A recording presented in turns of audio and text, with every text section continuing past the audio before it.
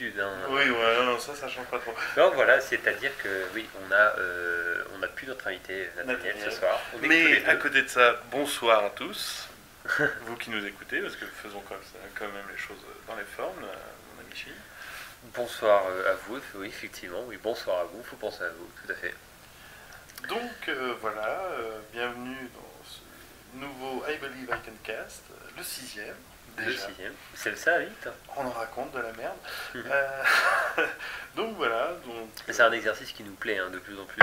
Oui, pour moi, ça me plaît beaucoup. Ouais, moi, ça me plaît énormément. Ça permet de discuter vraiment et c'est vraiment intéressant. C'est un changement de discussion. Enfin, c'est un mode de discussion complètement différent. Avec des règles un peu plus, qui s'étoffent au fur et à mesure, mais c'est vrai que l'aspect podcast implique une tierce personne qui peut écouter, qui du coup à tout moment, il faut penser à cette personne-là qui n'est pas complètement... Ça met un petit peu de peps dans nos soirées, j'ai envie de dire.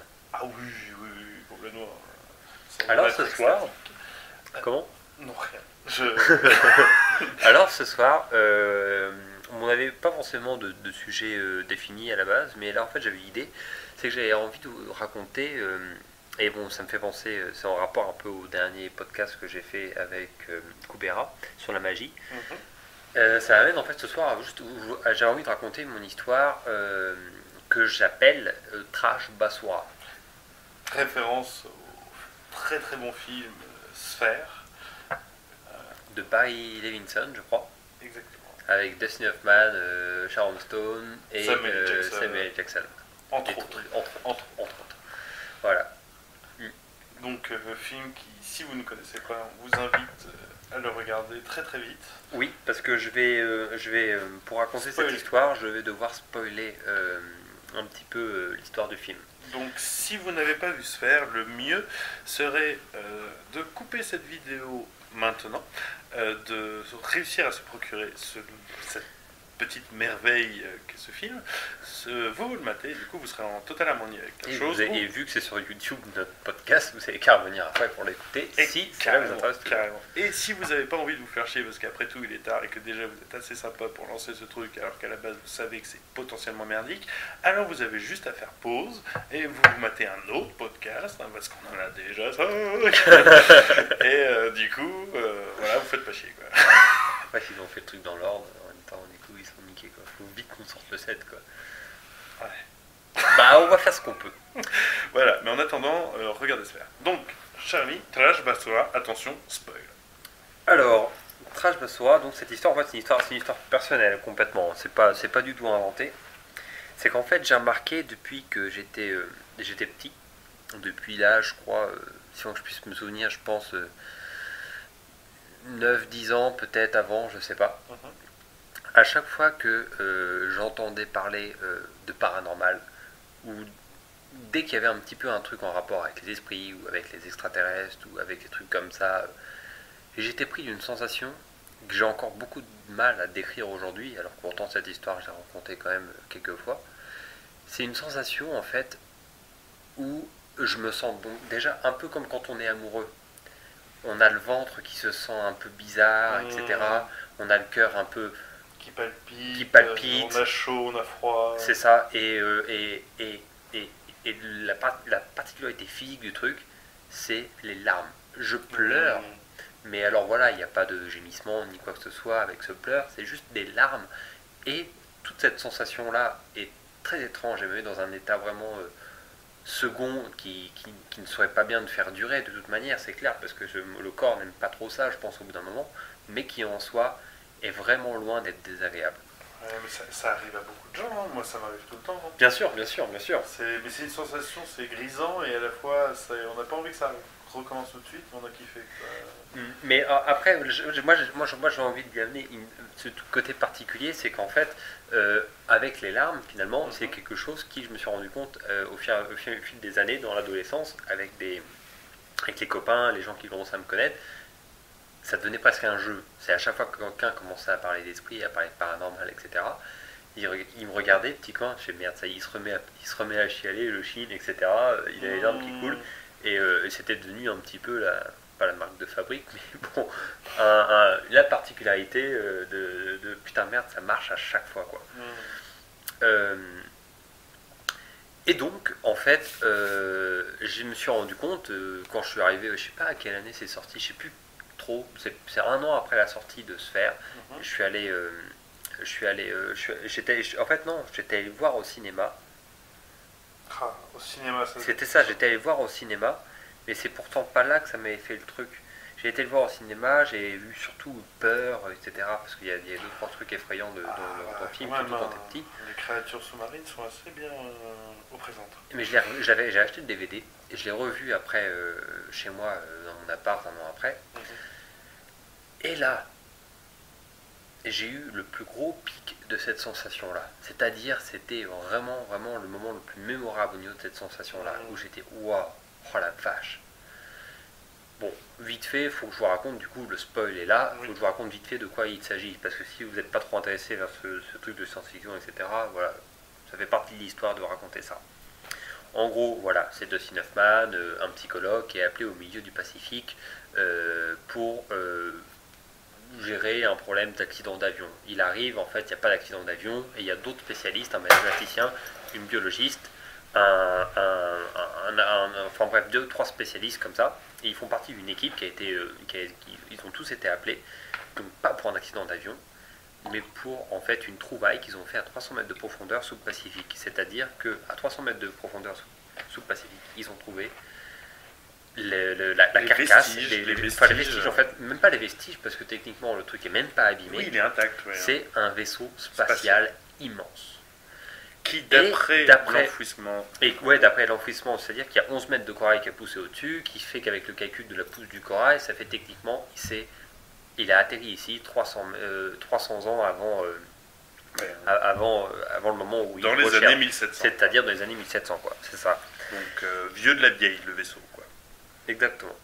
Donc voilà, ils arrivent et tout, ils vont essayer de savoir qu'est-ce que c'est, essayer d'entrer peut-être dans le vaisseau, etc. La grande question au tout début d'ailleurs, tant qu'ils n'ouvrent pas le vaisseau, c'est de savoir à quoi pourrait ressembler cette vie extraterrestre. C'est vrai que c'est une question, c'est vrai que dans le film elle est très oppressante parce que la réponse on sait qu'elle est derrière la porte, c'est ça qui est terrible. C'est ça, ouais. C'est-à-dire que quand ils se posent la question, c'est pas comme quand on se pose la question en fin de soirée dans un repas, tiens t'imagines s'il avait un œil à la place de la bite, enfin, mais là ils savent que de l'autre côté de la porte ils auront la réponse. Donc il faut le savoir avant, au cas où. Et c'est vrai que des questions toutes simples, genre, et s'ils étaient sous forme gazeuse, ou sous forme liquide, ou sous forme, enfin, complètement différente. Et là, on se dit, merde, est-ce que j'ai envie d'ouvrir cette porte? Et donc, ils ouvrent la porte parce qu'ils sont coincés des Américains. Et donc, voilà, ils font quelques couloirs, etc. Le truc a l'air d'être vide. Ouais. Et à un moment, ils passent dans un couloir, c'est... Alors, veux-tu que je raconte le Non, je raconte. T'en fais pas, Ils arrivent dans le truc, et au bord d'un couloir, ils trouvent une plaque sur le côté d'une passerelle, et c'est écrit dessus Trash Basura, qui veut dire techniquement en anglais et en espagnol la même chose, ordure. Oui. Là ils se disent ok merde la vache, c'est donc à ce moment-là où ils voient cette plaque que j'ai eu mon gros pic, je me suis dit oh la vache, d'un seul coup ils se disent ma merde en fait c'était c'est un vaisseau américain etc. et tout. Alors qu'il s'est échoué il y a 300 ans. C'est ça. Bref, le reste de film s'arrête. Au moment où j'ai vu la plaque, et j'ai eu ce moment-là, cette sensation-là. Et après, j'ai dit merde la vache quand même et tout. Et j'ai mis le truc de côté quand même pendant pas mal de temps. Et quelques années après, je suis revenu chez OK. À chaque fois que je revoyais les films, ça me faisait ça. Et j'avais déliré avec ce truc. Trash Basura. Pourquoi à ce moment-là, j'ai vraiment le truc. Je fais bon, bah, c'est parce qu'il y a d'autres moments, même quand t'as Samuel L. Jackson qui balance son explication, techniquement, mathématiquement, on va tous mourir ici, etc. Oui, mais voilà, ça m'a fait aussi un effet fou, mais pas autant que ce Trash Basura. Oui, mais le film est super bien fait à ce niveau-là. C'est-à-dire que ce soit dans la façon de le filmer, ou même le fond sonore avec le truc très... C'est le son très dans la vibration, c'est tout dans les basses qui fait que quand en plus tu as un bon matériel de son qui te fait bien vibrer, c'est-à-dire que ça commence de l'extérieur à te donner les symptômes de cette sensation. Donc c'est évident que ça la pousse, tu vois.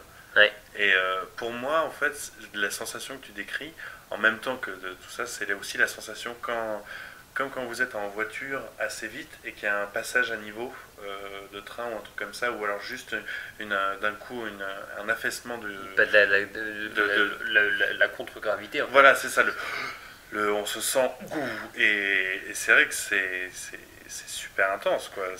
Et c'est très plaisant. C'est très très plaisant. Oui, oui, oui. Bon, pour terminer mon histoire, Du coup, quelques années après, j'ai. Acheter une poubelle. Du coup, je me permets de faire un petit peu la version longue. C'est qu'en fait, j'ai lu un bouquin de Jacqueline de Romilly qui s'appelle Les Révélations de la mémoire, que j'ai trouvé assez intéressant, assez plaisant, où elle raconte finalement que dans sa vie, on a toujours des réminiscences ou des trucs, etc.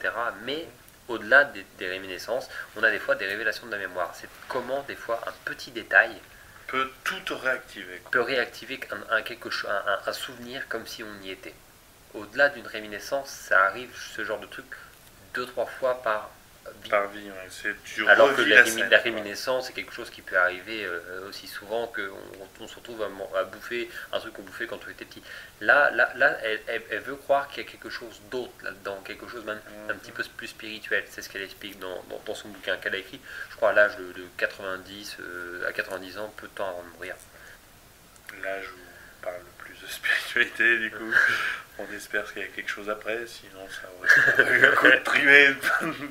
En tout cas, ça m'a fait réfléchir. J'ai pas eu de révélation de la mémoire après ça, hein, mais ça m'a poussé à essayer de m'amuser à voir qu'est-ce qu'il y avait dans mon mémoire. Essayer de fouiller dans les endroits où Trash Basura, ça faisait résonner quoi en fait. Voilà, qu'est-ce que ça faisait En fait, même pas en regardant Trash Basura. J'ai cherché juste à des endroits où il n'y avait rien dans ma mémoire, et essayer d'aller chercher.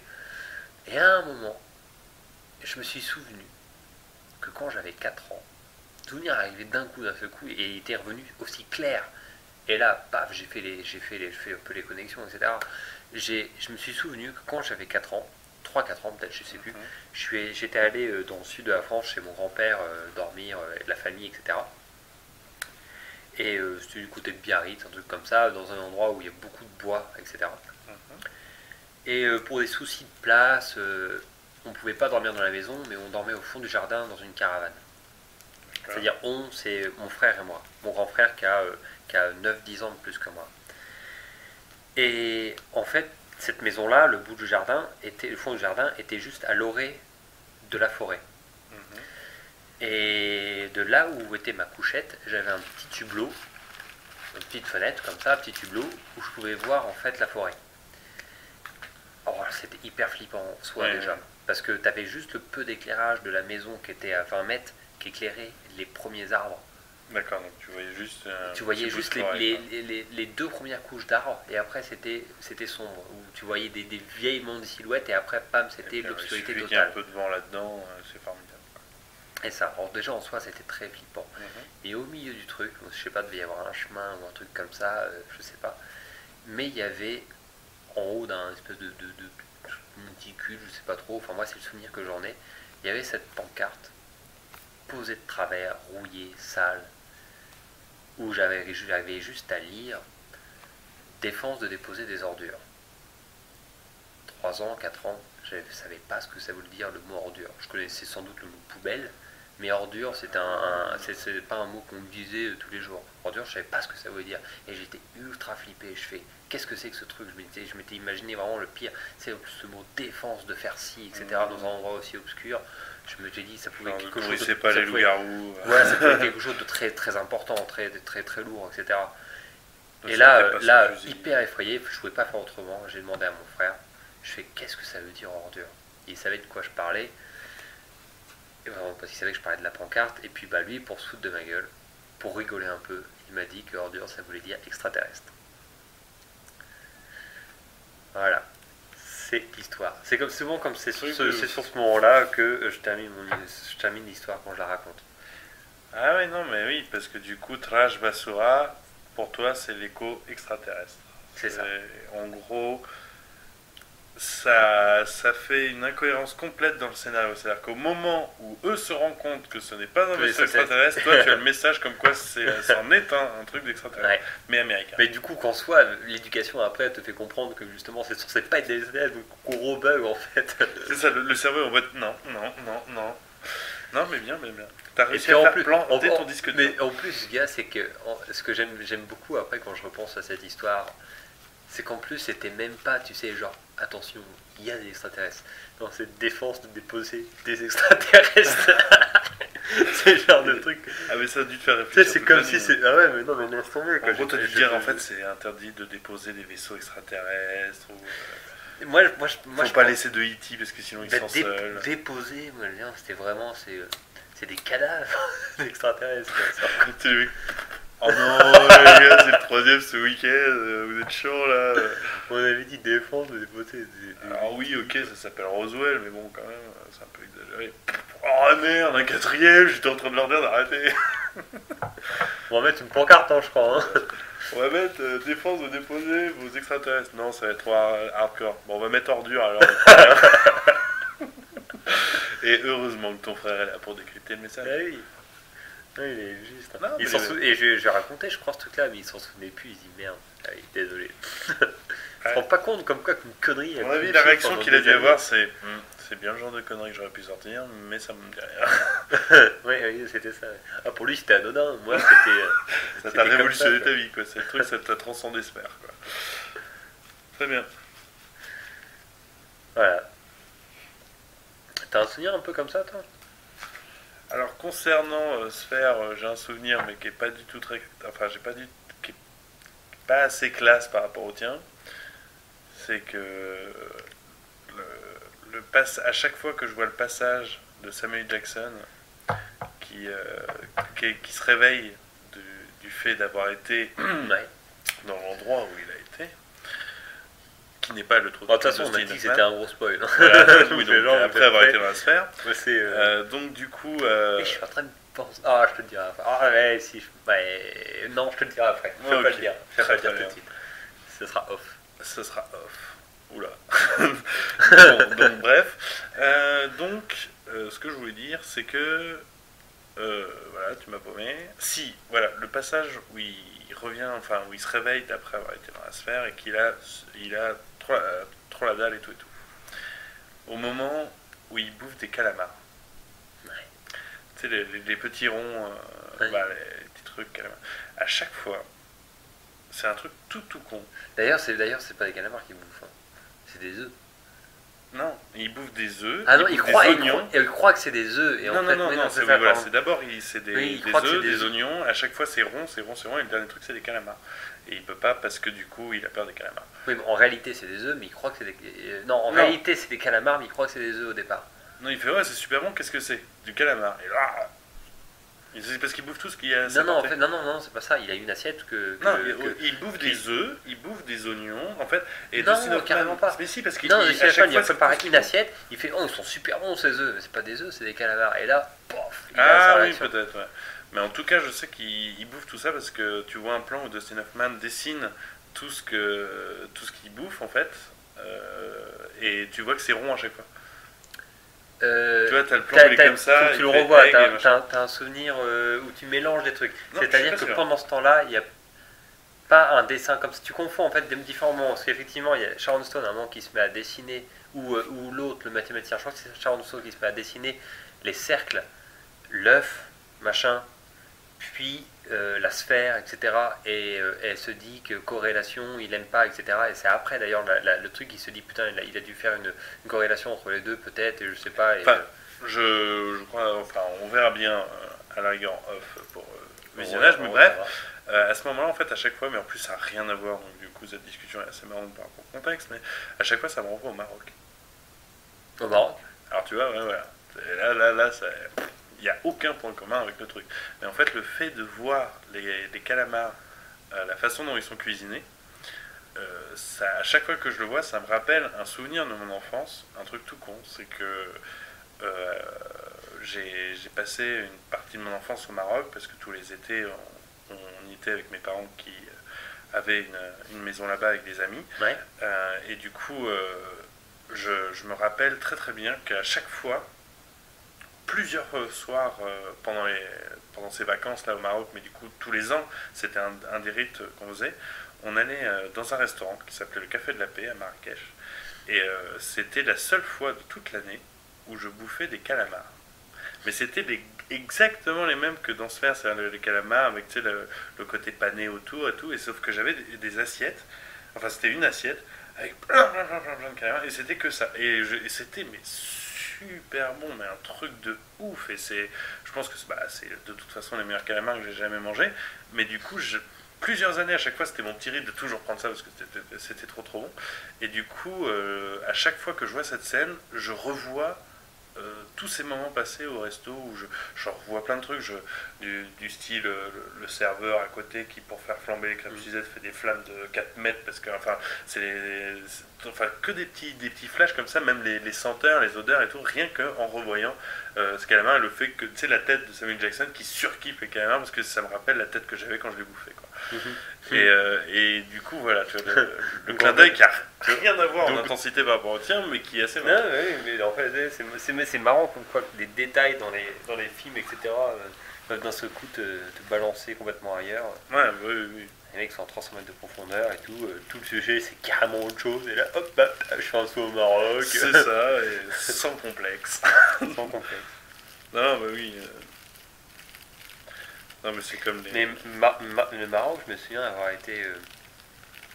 c'est à chaque fois que je me retrouve à aller au Maroc, parce que je vais très souvent au Maroc,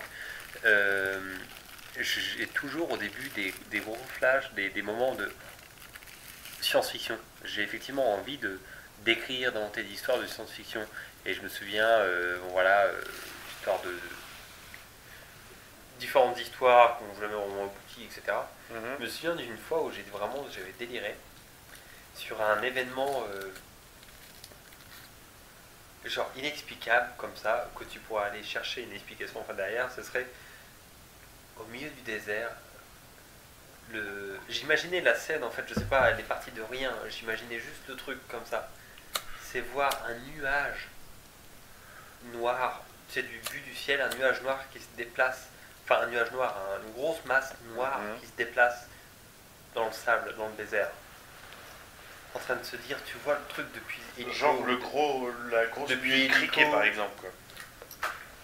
Un gros truc noir qui se déplace dans le désert et tu peux pas voir parce que t'es en hélico, t'es en avion et tu te dis mais qu'est-ce que c'est que ce truc. Ouais. Et en fait l'explication derrière, je vais t'amuser à dire mais en fait c'est une armée de vampires. Une armée de vampires, c'est-à-dire une armée de vampires, enfin ouais j'imaginais genre une cinquantaine de vampires, non, avec des gros parapluies noirs qui se déplacent, qui se déplacent de l'endroit A à l'endroit B. Et les parapluies, c'est pour la lumière du soleil, parce que sinon ils crament. Et vu qu'ils ont vraiment envie de laisser rien du tout, ils se mettent en mode tortue. Non mais t'es en train de parler de vampires, du coup, qui, du coup, pour vivre, ils décident d'aller juste dans les pays les plus éclairés au monde, quoi. C'est peut-être pas qu'ils ont décidé, c'est que c'est des Marocains, vampires. C'est pas ça, non, ça... À tous les coups, peut-être. Mais ils trouvent des berbères vampires. Des berbères vampires, ok. Qu'on fait une commande de parapluie noir parce qu'ils voulaient pouvoir se déplacer. Noir. Parce que les mecs, ils se disent pas qu'ils vont les faire couleur sable pour passer inaperçu, quoi. Je sais pas, ça me semblait plus crédible. Noir niveau... Ouais, ça paraît plus crédible, c'est sûr, des vampires berbères qui utilisent des parapluies noirs. C'est ça, mais en dessous, je les vois pâles et tout. Pourtant, ils sont berbères. Mais là, effectivement. Mais alors, les chameaux, c'est les chameaux vampires ou pas, du coup? Non, je sais pas si le vampirisme, ça va pas aux animaux. Ah, ça dépend. Il y a certaines histoires de vampires. Ouais. Bah, par exemple, il y avait un bouquin pour enfants, je crois même qu'ils en ont fait des films, qui s'appelait Le Petit Vampire, en fait. Et en gros, c'était des trucs humoristiques et tout le monde pouvait devenir vampire. C'est-à-dire que tu avais des vaches vampires, tu avais des chats vampires, tu avais des mouches vampires. C'est à partir du moment où, en fait, à partir du moment où le vampire boit ton sang, mais ne te tue pas, et t'en file un tout petit peu, quelle que soit ton espèce, t'es contaminé en fait. D'accord. Donc du coup, voilà. Après, je sais pas si c'est complètement la vision de Bram Stoker et les autres, mais après c'est un peu le bordel. Hein. Bah, c'est sûr Après, ça casse vachement le truc du vampire, c'est censé être un peu classe, c'est censé être après, Blade 3, on a le Chihuahua vampire. Ah bon? Ah ouais. Dans Blade 3, en fait, il y a 3 chiens vampires. En fait, ils ont réussi à inoculer l'espèce de gène plus ou moins mixé du 2. Et en fait, c'est des chiens vampires qui, quand ils. En fait, leur croc, c'est carrément les deux mâchoires qui s'ouvrent comme ça en mode. Un petit peu à la Resident Evil. Blade, c'est vachement bien. Bah, Blade, c'est marrant. Blade, c'est comme Riddick, c'est comme Superman. Tu vas pour voir un mec qui casse la gueule à d'autres mecs. Blade 1. Le concept est génial. Bah, et Marvel. le film est super bien fait. Mais c'est un Marvel à la base. Ah bon? Ouais. Sérieux? Bien sûr. Hein. Ah bah oui, d'accord. Je croyais que c'était carrément une création originale pour le film. Non, c'est Wesley Snipes a adoré ce personnage et tout ça, et du coup il a transcendé le rôle. Mais Blade à la base c'est un personnage de Marvel pas super connu, c'est de l'époque de Ghost Rider et compagnie quoi. D'accord, mais je connais pas trop DC, Marvel. Mais ils ont énormément de héros qui au final ont marché pendant un temps, mais vu que c'était il y a super longtemps, bah, nous nos générations les connaissent pas et on les connaît qu'à travers les films. D'accord. Là, c'est comme The Punisher ou tout ça c'est que des bandes dessinées à la base. Ok. Mais ça change rien au fait que dans Blade 1, Stephen Dorff, Wesley Snipes, voilà, le combat, c'est pas mal. Quoi. Mais non, mais même la scène d'intro comme ça à l'hôpital, etc. Tout le mystère qui tourne autour de le personnage. Oui, de Blade. Qu'il est tout en un seul. Je veux dire, pour moi, un vrai bon héros, enfin, ils ont tous ça, tous les héros sont des bons héros, hein, techniquement. Ils ont un côté cool que tu as envie d'être comme eux, pour pouvoir faire ce qu'ils font, et un côté un peu souffrance, maudit, martyr, etc. C'est en gros les héros maudits. Quoi. Et là, Blade, c'est parfait, quoi.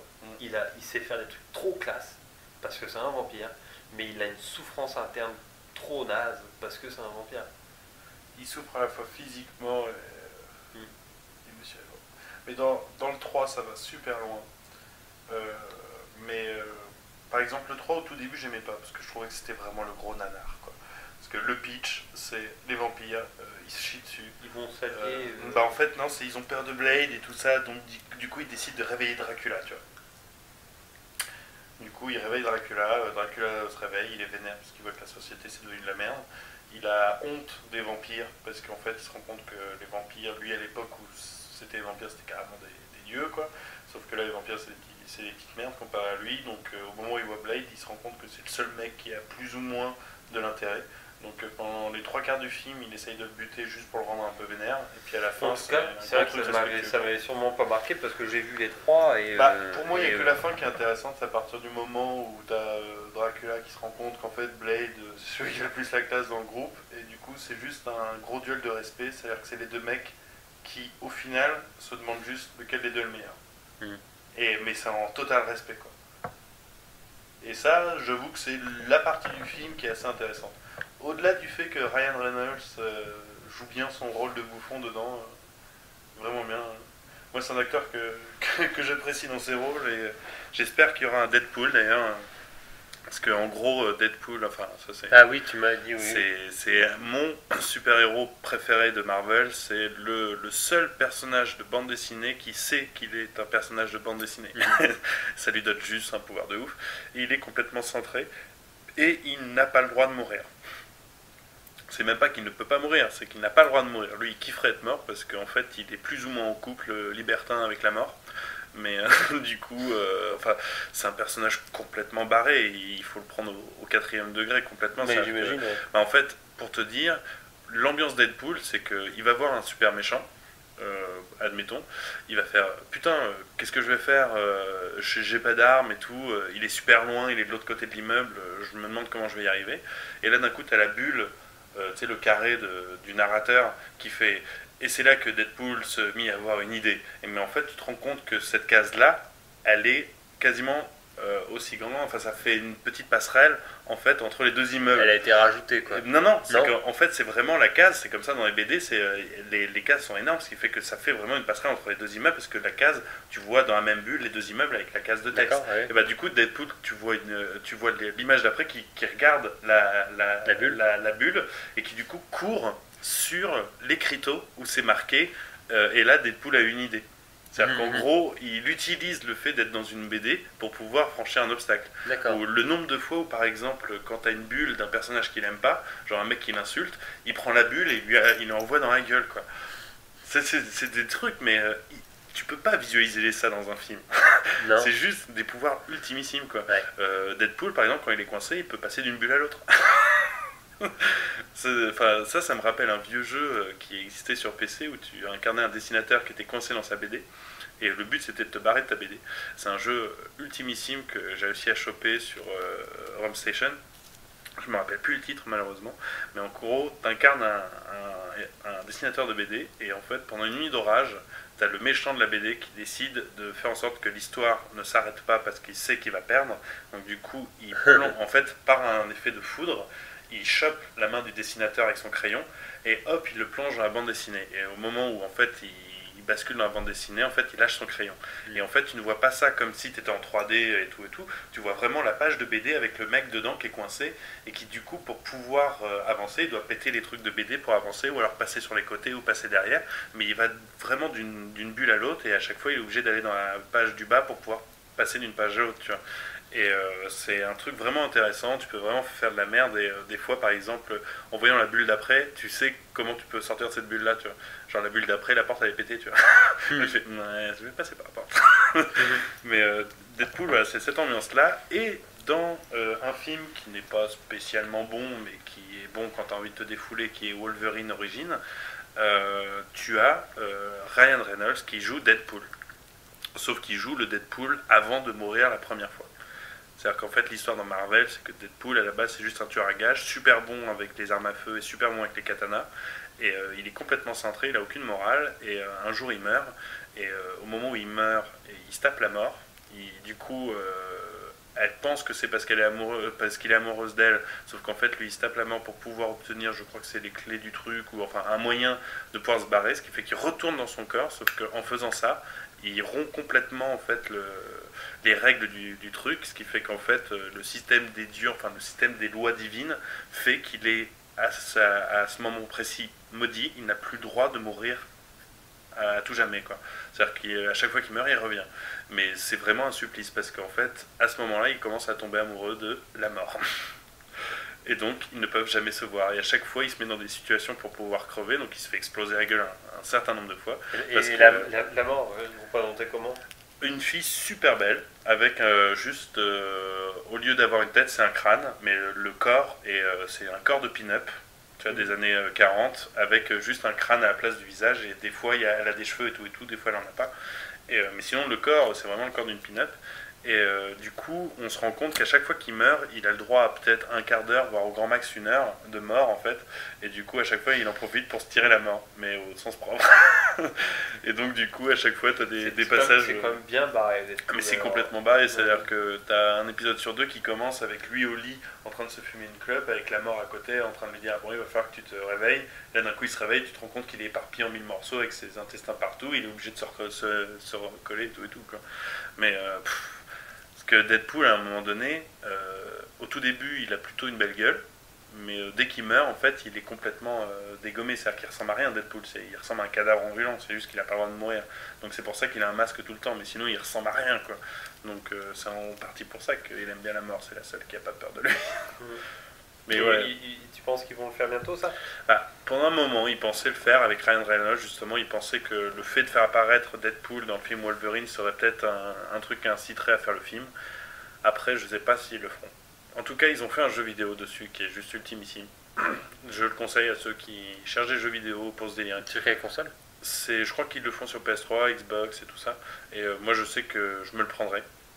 Parce que j'ai juste vu la vidéo, parce que le scénario est super riche, et donc tu sais la vidéo du jeu, et franchement c'est que du bonheur, et ça me donne trop envie d'y jouer, quoi. Parce que tu peux faire vraiment n'importe quoi, tu peux faire de la merde et tout, il hallucine et tout.